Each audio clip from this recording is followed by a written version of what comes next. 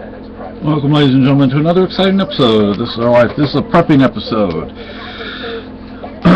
from some videos that I've seen. People training and people practicing and testing their kit. You don't want to be doing this on the roads, on trails, things like that. That's not actually a good idea. It's okay to start getting in shape by doing it that way, but you don't want to stay on trails. If you know it hits the fan, where do you think people are going to be setting up roadblocks and ambushes? It's going to be on roads and trails, because that's where most people are, at least initially, that's where most people are going to go. You need to be able to do this off trail. You need to be able to climb that hill, climb that mountain, go through that forest, to deal with that swamp. You need to be able to handle it under those conditions, because that's going to be the safest thing to do, the safest place to be. If you're trying to get from point A to point B, and point B is your target for whatever reason, if there are roads and trails going there, and people know or suspect somebody is going to be going to that location, they are going to make it a point to set up an ambush for you along those trails and along those roads. Roadblocks will be set up. So you need to know how to go cross country. Don't get me wrong. Training on a trail, like we have something called the Whale Trail. To get out there and train on that is okay. It's a good start. But once you've done that, and once you are in shape, and believe me, I'm not in shape, but once you're in better shape, then you need to get off those trails, off those roads. Get into the forest, because it's totally different. Once you get into the forest, walking through that is totally different than walking on a trail.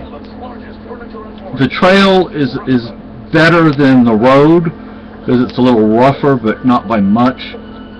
It's like walking on a dirt road. So it's not a whole lot better, but it's a little better. Poquito, I mean itty bitty better. You need to be able to get off that trail and into those woods and cross through those woods. It's going to take longer to travel through those woods, through those hills, through those mountains. We have a lot of mountains up here. We have dense forest up here. So I see that a lot of you are training on, some of you train on flat, relatively flat areas, because that's what you have where you live. But if you live in a place like we do, you have a trillion opportunities to get off the trail. Now up here, for those who don't know, in New Hampshire, there's, my understanding, it's not written law, it's just something that's been in practice since the colonial period, and that is, if somebody does not post their property, then you are allowed to hunt on their property. If they have, posted sign, no hunting, then you're not allowed to go on there and hunt. But if there's no sign, you are allowed to go and hunt. In other words, you have a huge area, because you don't have to hunt. You can just hike through. Try doing it at night. That's when you want to travel. That's when it's going to be harder to see you. And here you have forest. So if, let's say, they have a drone flying over, and they have IR or some other night vision equipment on it, you're a little safer, because you're in a forested area, and depending on how dense the forest is, depending on how much heat your body's giving off, depending on a number of factors, it's possible that, number one, they won't see you, or number two, if they do, they might think you're an animal, and they won't be able to get the human signature there. So, it's safer to walk through the forest, especially a dense forest like we have. So,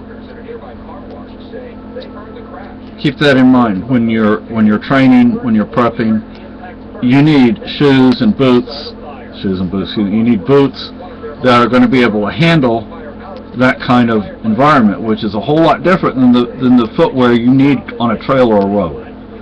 When I was in high school, I went AWOL from this institution I was in, and we hitchhiked part of the way, and I was in cowboy boots. Wrong thing to wear. My feet were hurting like you wouldn't believe. I had blisters, and I was used to wearing cowboy boots. So you want like heavy-duty backpacking boots and gaiters to help keep the debris out of your boot, because that's going to make it uncomfortable, and you might get sores on your feet, and then it's going to slow you down or stop you altogether. So keep that in mind.